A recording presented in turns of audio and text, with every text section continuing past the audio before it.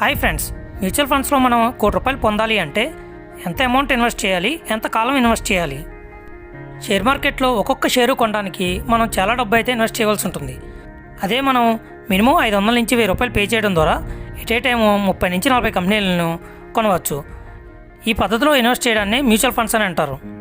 ఈ మ్యూచువల్ ఫండ్స్లో మనం ప్రతి నెల 500 పే చేసినట్లయితే, అలా 20 సంవత్సరాలు పే చేసినట్లయితే మనం ఇన్వెస్ట్ చేసిన అమౌంట్ వచ్చి ₹1,20,000 అవుతుంది. కానీ 20 సంవత్సరాల తర్వాత మనకు వచ్చే రిటర్న్స్ చెక్ చేసినట్లయితే ₹6,58,173 వస్తుంది.